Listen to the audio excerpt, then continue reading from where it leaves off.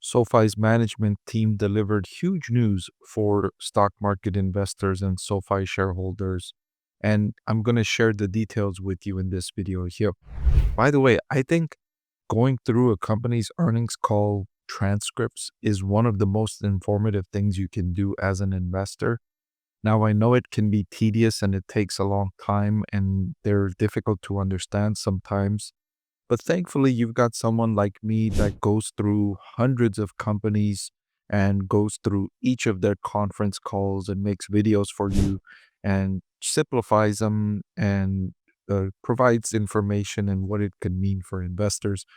So if you don't have enough time to go through these transcripts yourself, I've got many, many of these, and I highly suggest you go through these for the companies that you're interested in before you make a decision on buying or selling. So I'm going to share with you the details here. Very informative for SoFi stock investors. I want to thank The Motley Fool for sponsoring this video.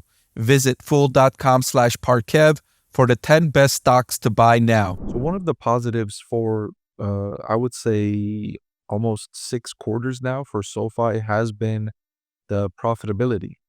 They've done a great job boosting profits and still maintaining revenue growth on the top line.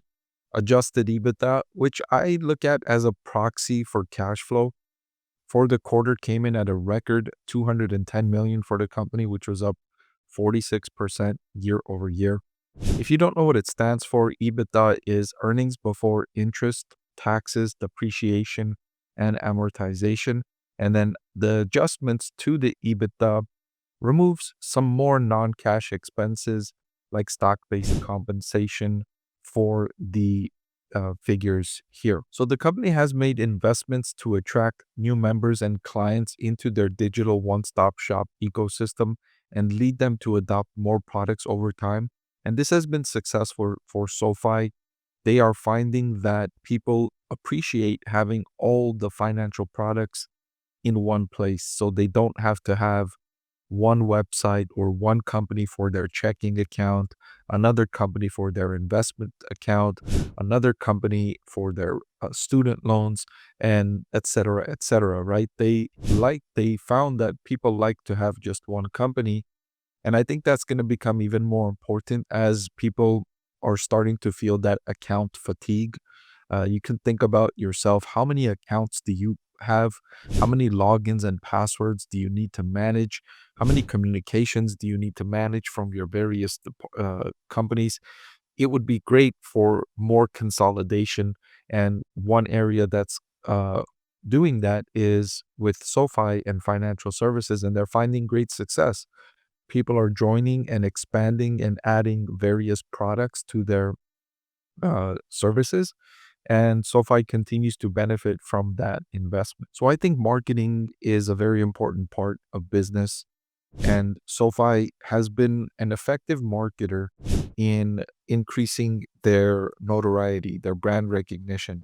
And a significant amount of their marketing investment goes towards building the SoFi brand name via broad scale and high reach branded marketing. And this is especially important for SoFi because they don't have the physical branches like Chase or Bank of America or Wells Fargo or Citibank, right?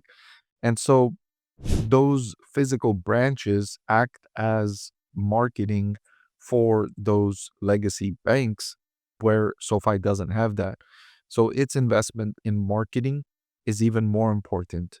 And they've done an effective job in that. And in fact, I would say their marketing has been more effective than the marketing of the legacy banks, given the results they're getting from their investments. So I've talked before about how SoFi works really hard to become your primary bank.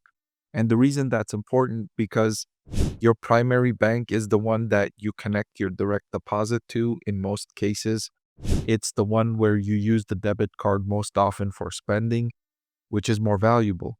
And here is evidence of that. The CEO saying that they've grown the annualized debit spending to over $14 billion, which is just one of their high margin fee-based revenue streams.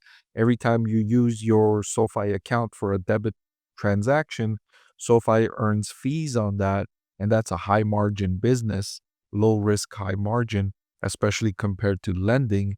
And SoFi wants that revenue stream. That's very attractive. And they continue increasing the total deposits in their bank, which has a couple of benefits. Number one, the more deposits that are on the platform, the more money will be spent from those accounts and the higher the fees they'll generate from that spending. And then they can lend out that money that you deposit, which I'll talk a little bit about, but let me share with you the numbers. They've grown their total deposit to $27.3 billion, dollars, which lowers their funding expense by an estimated 515 million. So if you didn't already know, banks like SoFi can use the money that you deposit to make loans and generate returns on your money. And you might say, well, that's not fair. And why are they allowed to do that? And I would agree with you. I don't think they should be allowed to use your money to lend it to other individuals and make profits from your money and not give you those profits that they are generating off of your money. But they're allowed to do that as well as other banks. They're allowed to do that. That's one of the reasons why banking is such a lucrative business that generates so much in profits is because they use yours, mine, and your friends and your cousins, all of our money to lend out to others, including you, me, and like they use our money, circulate it within us, and generate profits by doing that, right?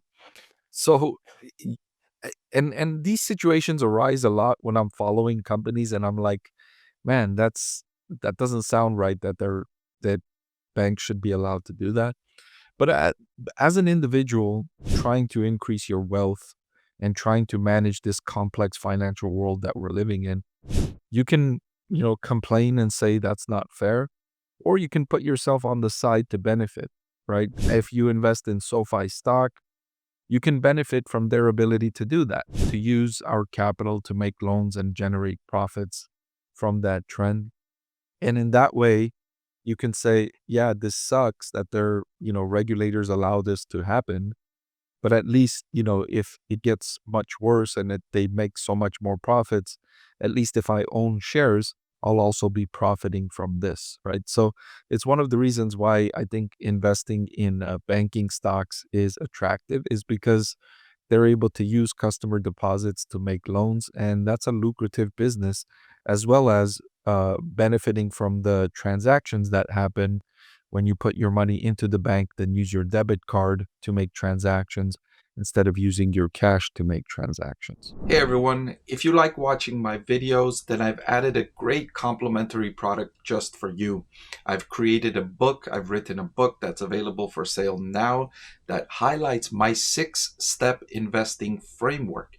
Even if you don't follow that investing framework, just reading it and knowing how I evaluate stocks will make it a lot more interesting and informative to watch my videos. I've added the link in the description below.